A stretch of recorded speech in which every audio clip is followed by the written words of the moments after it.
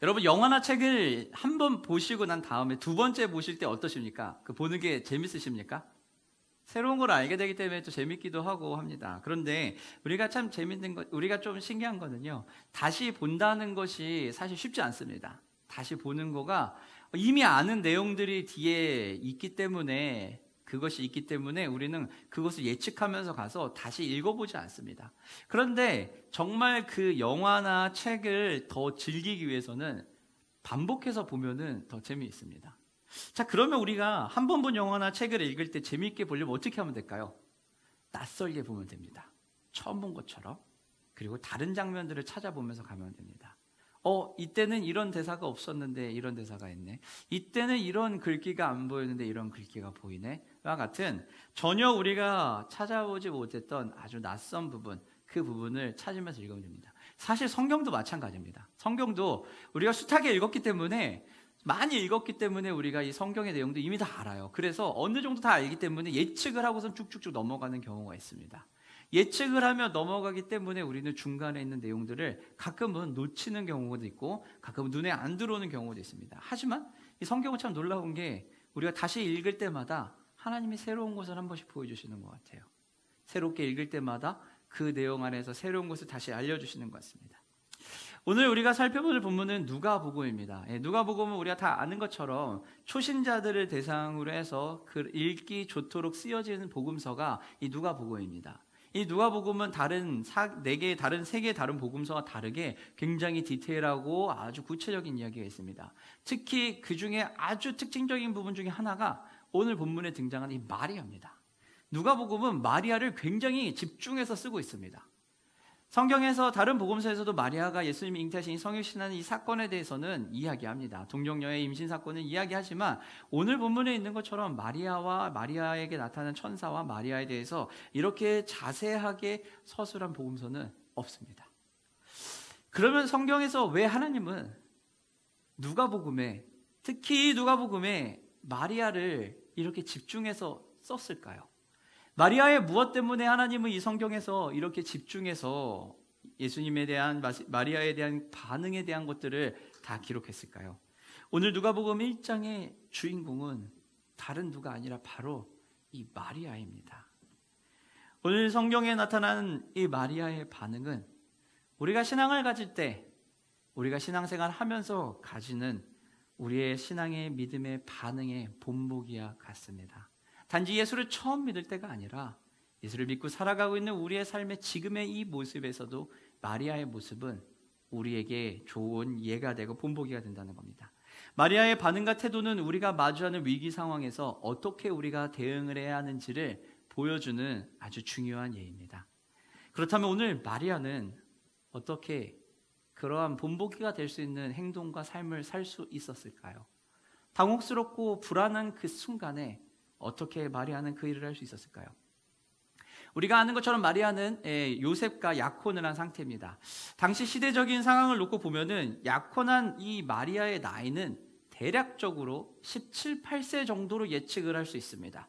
어린 나이에 분명히 이제 혼인을 약속한 약혼을 한 상태였을 겁니다. 지금 뭐 20대, 30대도 아니고요. 정말로 어린 18세 정도 되는 소녀였습니다. 근데 이 소녀에게 천사가 갑자기 나타난 거죠. 나타나서 얘기하는 거예요. 뭐라고요? 너 임신할 거야. 이 이야기를 딱 들었을 때 마리아는 어땠을까요? 굉장히 충격적이었을 겁니다. 젊은 유대 여성, 젊은 것도 아니죠. 어린 유대 여성. 당시 유대 문화 안에서의 약혼이라고 하는 관례대로 본다면 마리아에게 임신을 할 거다라는 얘기는 거의 목숨을 내놔라와 똑같은 얘기입니다. 당시에는 약혼을 한다는 것 자체가 어떤 의미냐면 결혼이 이미 시작됐다는 겁니다.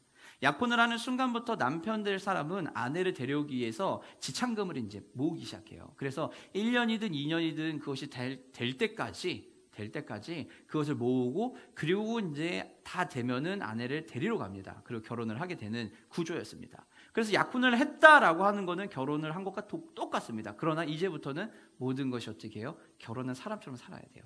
당연히 순결에 대한 부분은 너무너무 중요했죠. 그 시대의 순결은 너무너무 중요했으니까요. 그런데 유대의 문화에서 약혼에 대한 관례대로 마리아는 어린 10대의 마리아에게 하나님께서 천사를 보내서 한 말이 너가 임신을 할 거다라는 거예요.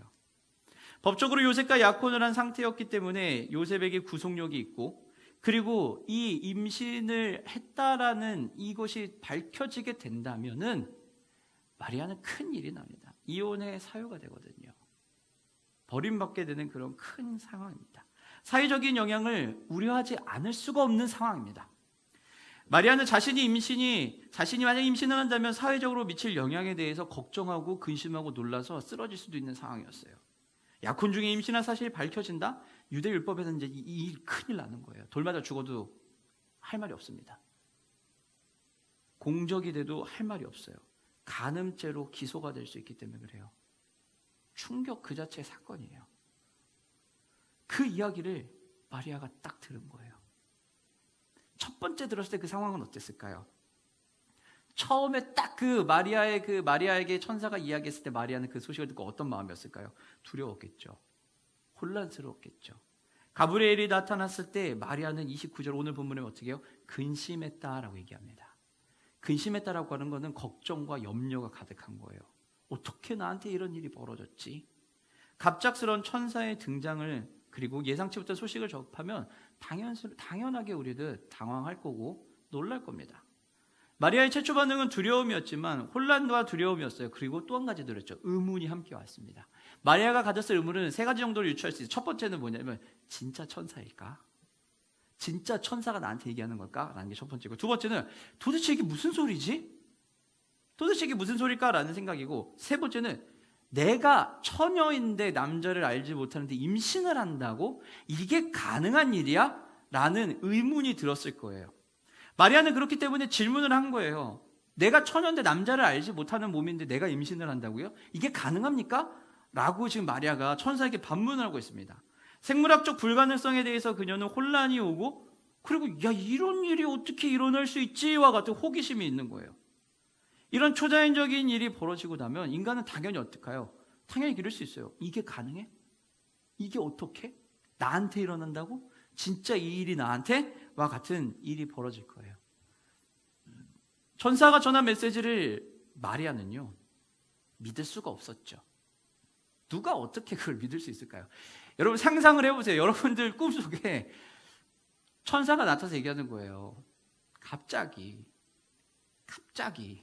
임신을 할 거다. 또는 갑자기 여러분이 예상하지도 못했던 말도 안 되는 일이 일어날 거라고 딱 얘기를 하면, 그럼 여러분 어떠실 것 같습니까? 믿으시겠습니까? 할렐루야, 주님이 하시면 모든 걸 하실 수 있는 전능하신 하나님이시니 내가 믿습니다 라고 그렇게 얘기하면 믿을 수 있을까요? 그게 잘 안 될 거예요. 그게 잘 안 될 거예요. 왜냐면요, 우리가 가진 문화는 어떤 거냐면 그렇게 믿는 것, 그것을 믿는 것이 쉬운 문화가 아니거든요. 우리는 의심을 할 것이고 반문을 할 것이고 진짜 일어날까라는 생각이 들 거예요. 마리아도 똑같아요. 마리아 앞에도 이러한 장벽이 놓여져 있었어요. 이 장벽이 있었기 때문에 마리아는 이 장벽을 넘어갈 수가 없는 상황이었어요. 지금은 합리적으로 의심을 할 수밖에 없는 그런 상황이었습니다. 그럼 마리아에게 놓이는 장벽은 무엇이고 마리아는 이것을 어떻게 넘어갔을까요? 마리아에게 놓여져 있던 것은요, 이 상황에서 의심할 수밖에 없었던 그것은 그 앞에 놓여져 있는 상황인데, 마리아는 고민을 하기 시작해요. 그 상황에서 고민을 하는데 이렇게 얘기해요. 어떻게 이런 일이 벌어졌을까라는 거예요. 마리아가 가질 수 있었던 의문은 몇 가지가 있지만 그 중에 추려보면 이거예요. 첫 번째는 천사가 진짜일까라는 의문부터 시작해요. 두 번째는 이게 중요합니다. 내가 남자를 모르는데 임신을 할 수가 있다고? 이게 가능해? 이건 불가능한 일이잖아.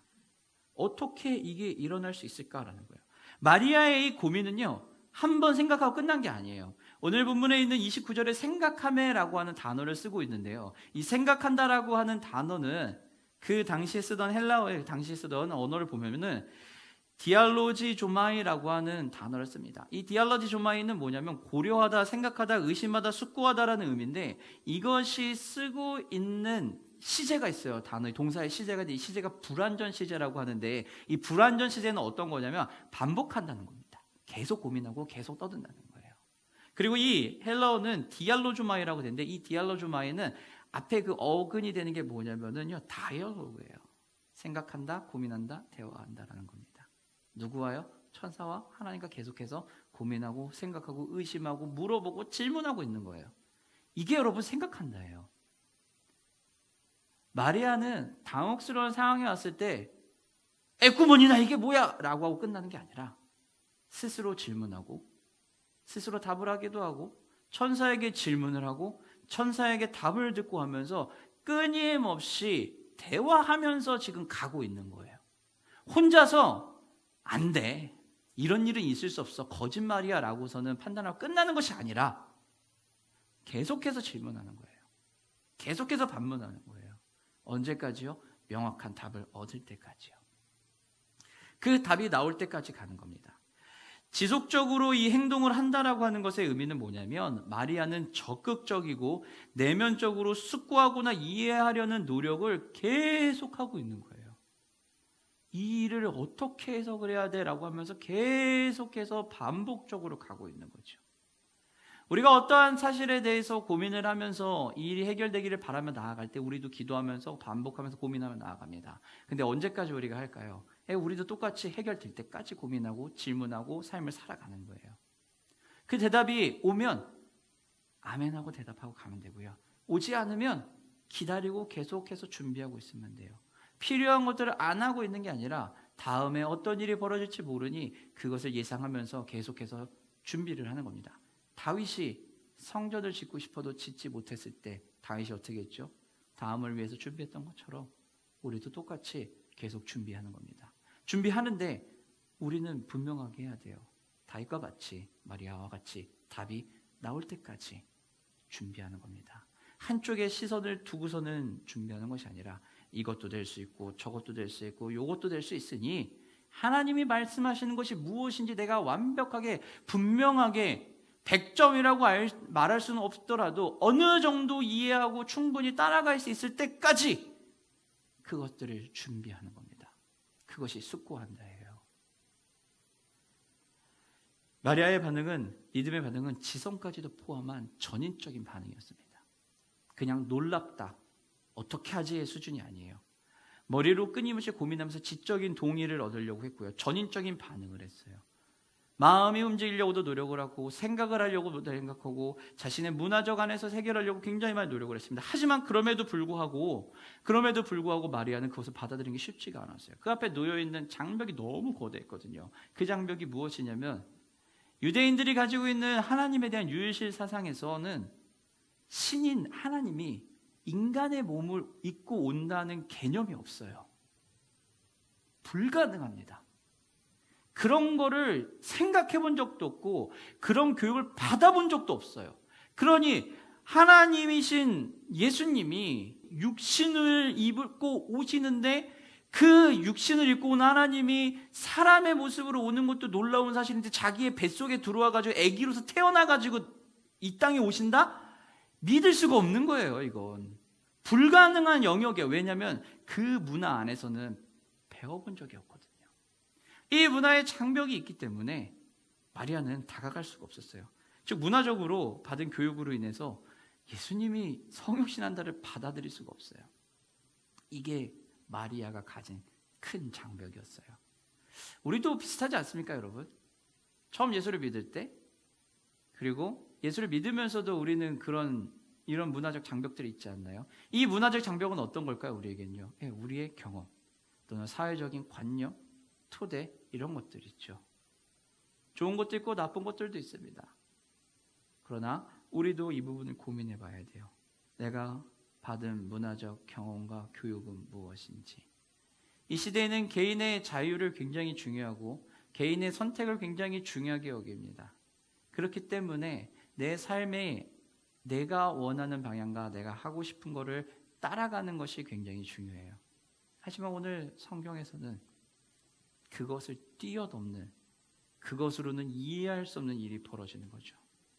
이런 문화적 교육 속에 부딪힘이 있었지만 마리아는 그 상황 속에서 단순한 수용을 하기 시작합니다.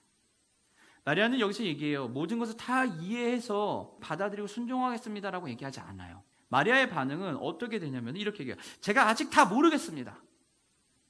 뭔 일인지 아직 정확하게는 모르겠고 분명하게 알 수는 없는데 그러나 일단 내가 힘껏 따르겠습니다. 내가 일단 힘껏 따라서 이해하겠습니다. 내가 아직 완벽하게 이해한 건 아니에요. 하지만 하나님 말씀하신다면 내가 그거를 따라가 보겠습니다. 최선을 다해서 따라가겠습니다. 그러니 주님, 나한테 확신을 허락하여 주시옵소서라는 거예요. 이성적으로, 정서적으로, 인격적으로 확실해지기 전까지 우리는 움직이는 게 쉽지 않습니다. 정서적으로든 이성적으로든 인격적으로든 뭔가 하나가 나를 건드려야 돼요. 이게 후크가 딱 걸려야지 우린 거기에 딸려가서 움직이거든요. 이 중에 한 개라도 걸리지 않으면 우리는 절대 따라가지 않아요. 왜냐하면 나를 믿으니까요. 제가 지난주에 설교 시간에 말씀드렸던 것처럼 우리가 이 시대에 전도해야 되고 싸워야 되는 대상들은요, 우리가 이 시기에 같이 어울려 전도해야 되고 조심해야 되는 사람들은 이단 신천지도 중요하지만요, 그들도 되게 위험하고 무섭거든요. 더 위험하고 무서운 거는 무교라고 얘기하는 사람들입니다. 어떤 종교가 있어서 종교인이고 종교가 없어서 무교가 아니에요. 무교라고 얘기하는 사람들은요, 나를 믿는 거예요. 내 경험을 믿고 내 생각을 믿는 거예요. 그들은 얘기하죠. 내가 생각해 봤는데, 내가 경험해 봤는데 아닌 것 같아. 나는 나를 믿기 때문에 안 돼.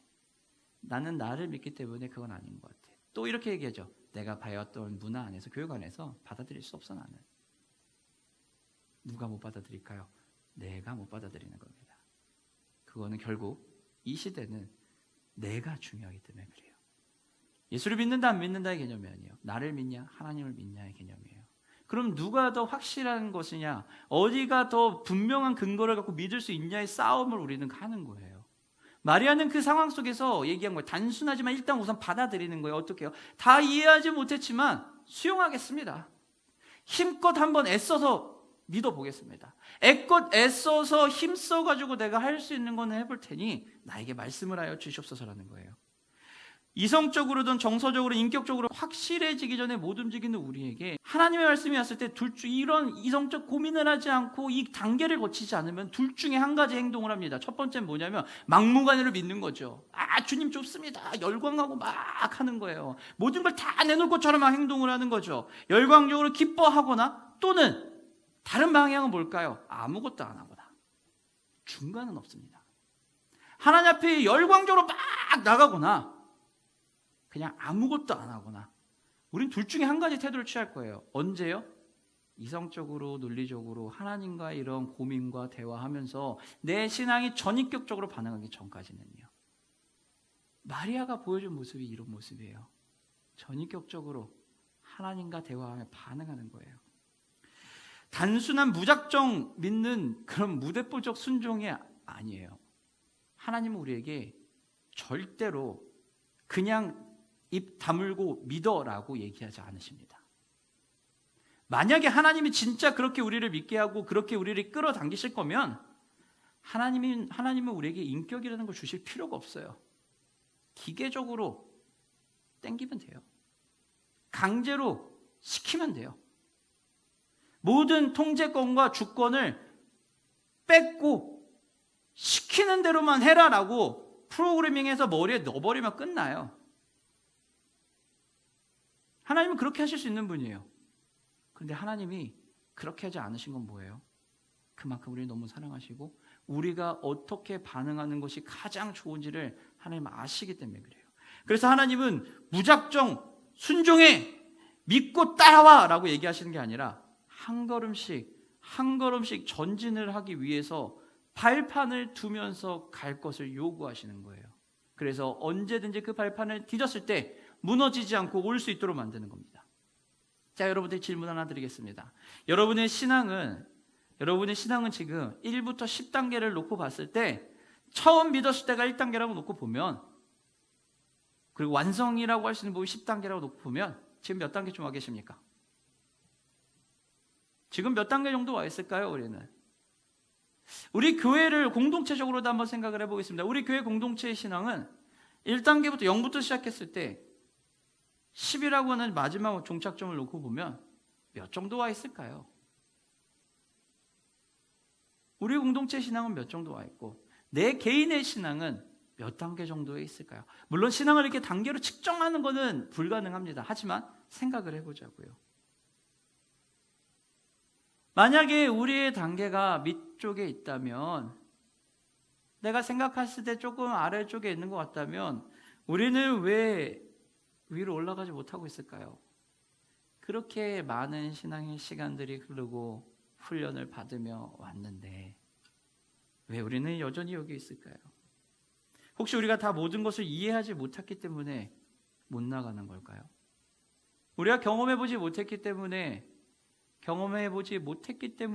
하나님의 그 말씀에 따라가지 못하고 있는 건 아닐까요? 아마 그럴 수도 있을 것 같아요. 그런데 하나님은 우리에게 다시 한번 물어봅니다. 더 나은 대안이 있느냐? 하나님을 믿는 거 외에 더 나은 대안이 있느냐?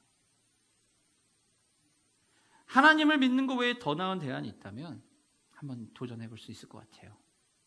그런데 제 신앙의 경험과 제가 알고 있는 지식과 제가 배운 신학의 모든 학문을 통틀어서 저는 분명하게 제 스스로에게 대답할 수 있습니다. 하나님보다 더 나은 대안은 없습니다.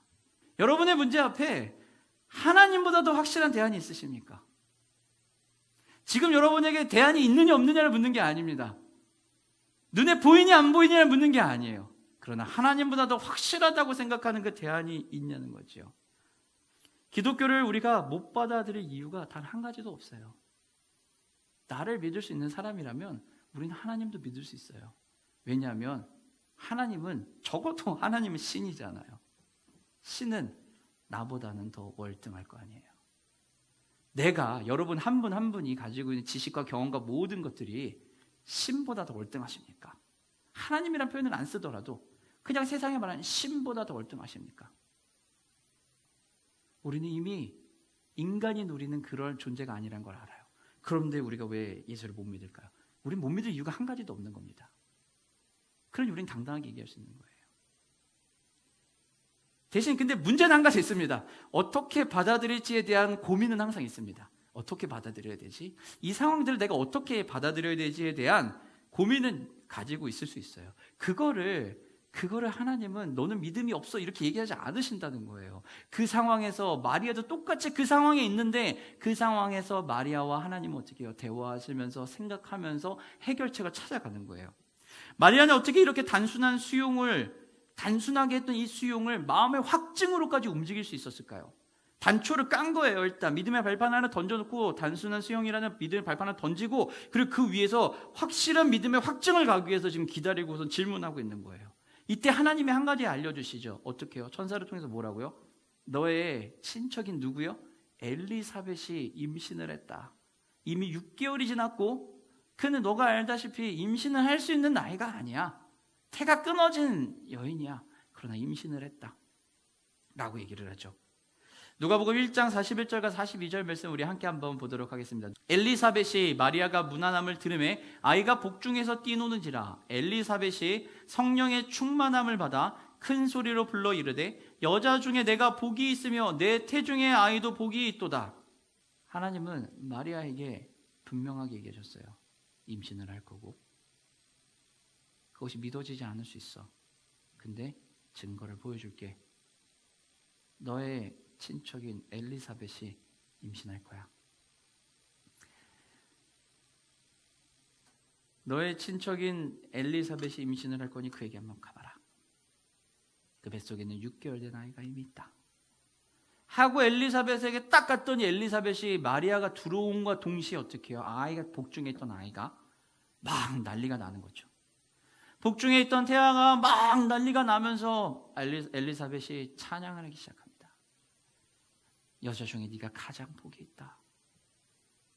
네가 복이 있는 사람이다. 하나님의 말씀대로 된다고 믿는 너는 큰 복이 있을 거다 라고 하면서 어마어마한 축복을 더해준 겁니다. 단순한 수용이, 마리아의 그 단순한 수용이 이제는 그 수용을 넘어서 마음을 드리는 기쁨으로까지 갈 수 있었던 겁니다. 믿음은 언제나 지적인 동의야 그 본분을 뛰어넘어 자아 전체의 전인격적인 반응에서 옵니다. 우린 지정의의 반응이 오지 않으면 온전히 그 안에 살아갈 수가 없습니다. 전인격적인 그 반응이에요. 단지 머리로만 되는 게 아니에요. 내 마음도 같이 움직여야 돼요. 그렇게 마음으로 움직여서 필요한 게 뭐예요? 하나님의 힘에 대한 의지입니다. 하나님이 하실 거다라는 그 믿음이에요. 하나님이 해주실 거다는 믿음이에요. 마리아는 아직 그것을 분명하게 알지 못했어요. 언제까지요? 엘리사벳을 만날 때까지는요. 하지만 마리아는 자신의 한계와 임신의 기적적인 본질을 이해하면서 자신의 능력보다는 하나님의 힘과 섭리를 의지하고 있다는 것을 더 강조하고 있는 겁니다.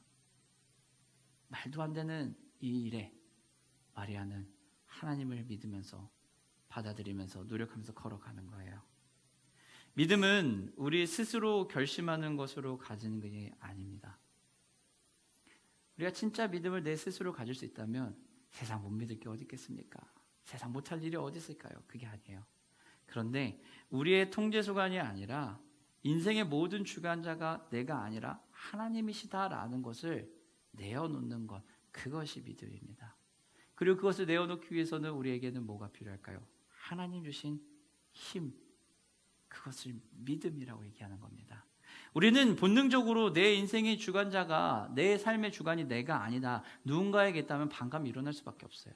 그 반감이 일어나는데 그 스스로 예수를 믿을 수 없는 능력을 우리는 거기서 고백을 하는 거예요. 그때 우리는 하나님을 믿을 수 있는 거예요. 아니야, 나는 할 수 있어! 이게 아니라 나는 내 힘으로 믿을 수 없는 사람이었구나, 내가 혼자 믿는다는 것 자체가 말이 안 되는 거였구나 라고 얘기하는 겁니다. 그렇게 되면요, 우리는 신앙 가지고 흥정 안 해요.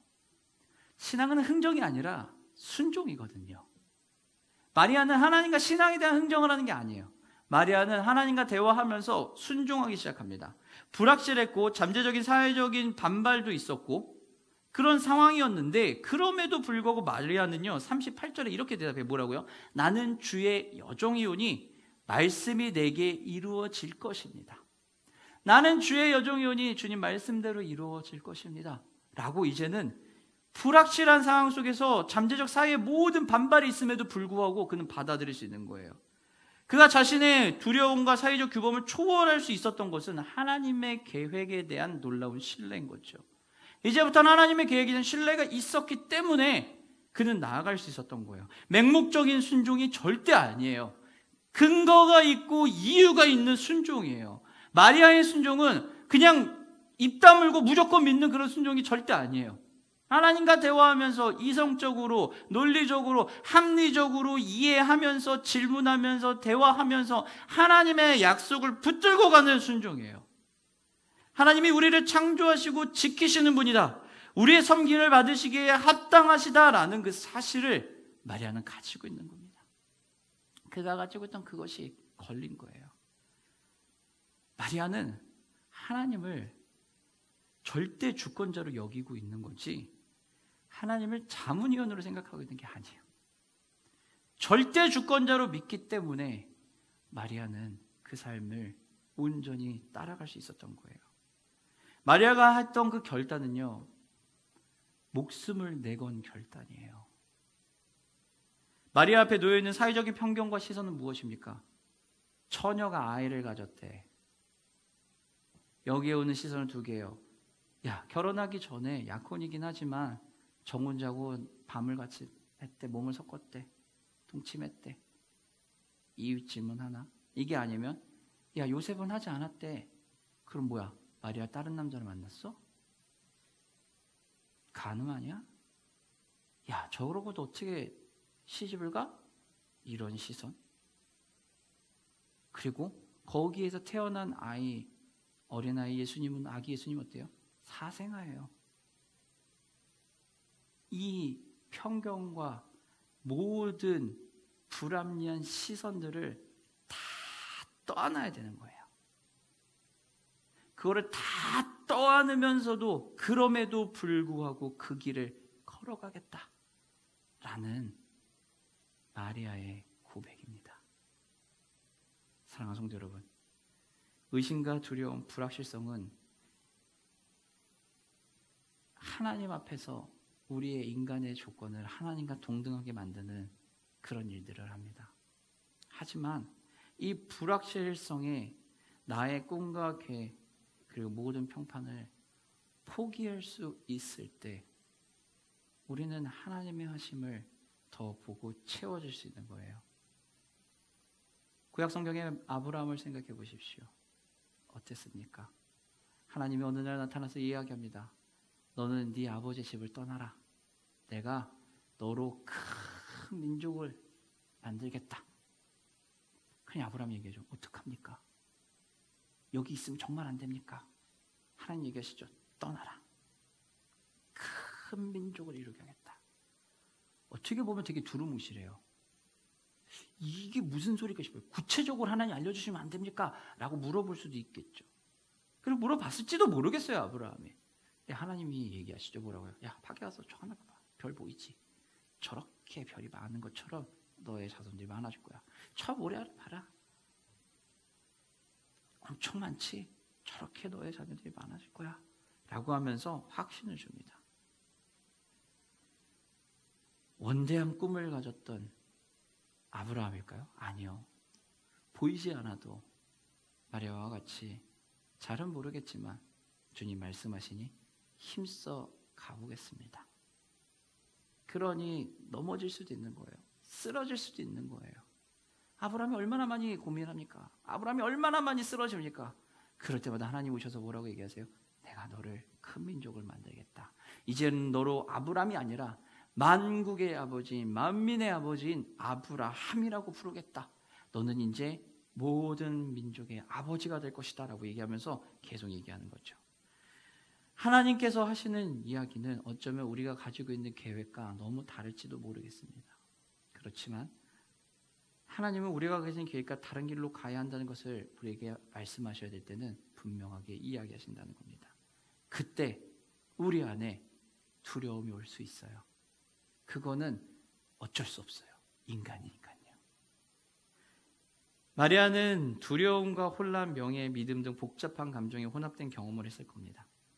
이러한 감정의 혼합은 하나님의 개입에 직면했을 때 그제서야 우리는 알게 되고 그리고 그때 우리는 정말 힘듦이 옵니다. 하나님의 개입이 없으면은 우리는 흔들릴 필요가 없어요. 왜냐하면 그냥 쭉 가면 되니까요. 운전할 때 생각해 보세요. 직진 도로만 계속 차도 없이 쭉 간다면 어떨까요? 신호도 없고 옆에 주변에 차도 없고 그냥 직진으로만 쭉 갈 수 있어요. 우리가 얼마나 신경 쓰니까 별로 신경 안 쓰죠. 그런데 가다 보면 차도 있고 신호도 있고 코스가 코너를 돌기도 하고 끼어드는 애도 있고 하니까 우리는 어떻게 해요? 집중하고 거기에 반응을 하는 거예요. 똑같아요. 우리의 인생에 하나님이 주시는 그 개입들이 있기 때문에 우리는 거기에서 긴장하면서 갈 수 있는 거예요. 하나님의 개입에 직면했을 때 우리는 우리의 경험 속에서 하나님의 개입을 판단할 수 있어요.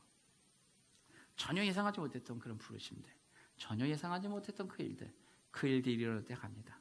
복음은 그렇기 때문에요. 우리가 즐거이 지원해서 순종하는 하나님의 부르심에 반응하는 것입니다. 시대의 문화에 반하는 소명일 수도 있어요. 우리의 자유와 선택을 중요시하는 이 시대에 하나님의 부르심은 말이 안 되는 것처럼 느껴질 수 있어요. 도저히 말도 안 돼요. 하나님 이거 이렇게 했다가는 내가 큰일 날 것 같아요. 망할 것 같아요. 안 될 것 같아요. 라고 얘기할 수 있을 겁니다. 하지만 진정한 복음의 기쁨은요. 하나님의 부르심에 즐거이 지원하며 순종할 수 있는 겁니다. 설령 그것이 지금 내가 조금 힘들다 할지라도, 그것이 잘 보이지 않고 걸어가는 게 어렵다 할지라도 하나님이 우리에게 주셨던 그 놀라운 축복을 순종하며 가는 겁니다. 여러분, 긴 시간 동안 계획했지만 진행되지 못하고 있는 것들이 있습니까? 그럼 우리는 한번 다시 물어봐야 돼요. 하나님, 어떻게 하면 되겠습니까? 나는 여기에서 이 일을 통해서 하나님 부르심에 어떻게 반응하면 되겠습니까? 우리를 인도하시고 우리의 창조주시며 우리를 지키시는 절대 주권자이신 그 하나님을 믿고 그 하나님을 바라보며 걸어가시겠습니까? 아니면 그저 자문위원 정도로만 생각해서 물어보고 마음에 들면 택하고 마음에 들지 않으면 버려버리고 이득이 될 것 같으면 가지고 이득이 안 될 것 같으면 외면해버리는 그런 하나님으로 대하시겠습니까? 절대 주권자이신 우리 하나님 앞에 내려놓고 보여드리고 그 길로 걸어가면 됩니다. 말씀을 마치도록 하겠습니다. 복음은 인간의 의심과 사회적 압박에도 그럼에도 불구하고 하나님의 계획에 신실하게 따라갈 수 있게 합니다. 마리아의 이 모든 모습은, 마리아의 반응의 모습은 우리가 할 수 있는 최고의 반응이에요. 하나님은 우리에게 절대로 의심하지 말고 시키는 대로 해 라고 얘기하지 않습니다. 뭐가 궁금하니? 뭐를 모르겠니? 어떤 부분이 이해가 안 되니? 나한테 물어봐. 하나님 이렇게 얘기하시는 거예요. 우리는 이렇게 얘기할 수 있어요. 하나님 왜, 내 삶에 왜 이런 어려움이 오죠? 하나님 이거 아니지 않습니까? 라고 얘기할 수 있어요. 이런 불확실성과 이 말도 안 되는 것에 직면을 한다는 건요, 내가 지금 하나님을 믿고 걸어가고 있다는 증거예요. 거기에서 벗어날 수가 없으니까요. 마리아는 겸손과 순종으로 하나님의 부르심에 응답을 했어요. 그는 뭐라고 얘기했죠? 주님, 저는 주의 여종이오니 주의 뜻대로 될 것입니다. 우리가 할 수 있는 최고의 대답은 그거예요. 그 순간에도 마리아는 100%다 이해해가지고 주님 제가 완벽하게 이해했으니 따라가겠습니다라고 얘기한 게 아닙니다. 잘 모르겠습니다. 그런데 따라가겠습니다. 하나님 내 삶에 개입해 주셨으니 내가 따라가겠습니다. 이 시간 하나님 우리에게 똑같이 얘기하세요. 내가 너희들의 삶에 개입한다. 같이 가자. 그래서 누가 오셨어요? 그래서 예수님이 이 땅에 오신 겁니다. 예수님이 이 땅에 오신 이유는 딴 게 아니에요. 우리가 우리의 한계를 뛰어넘어서 우리의 삶을 살아갈 수 있게 만들기 위해서입니다. 우리가 정말 상상할 수도 없는 기쁨, 사회적 도전 속에서 하나님의 약속을 받아들이고 걸어갈 수 있도록 하는 그 삶을 살 수 있게 하기 위해서 예수님이 이 땅에 오신 것입니다. 그러니 우리는 하나님이 주신 그 확신을 굳게 붙잡고 예수님을 통해서 알게 된 그 확신을 붙잡고 걸어가는 겁니다. 잘 안 보여도 지금은 조금은 불안하고 조금은 불확실하고 조금은 내 생각과 다른 것처럼 보인다 할지라도 거기에서 하나님의 인도하심이 무엇인지를 질문하고 거기 생각하고 대화하면서 하나님 앞에 잘은 모르겠지만 힘써 믿고 힘껏 따라가겠습니다. 그리고 저는 당신의 종이오니 아버지의 자녀이오니 주님의 뜻이 나에게 내 삶에 이루어질 것입니다. 라는 그 믿음을 가지고 걸어가는 것입니다. 그렇게 삶을 살아갈 때 그 삶을 살아갈 수 있도록 그래서 예수님이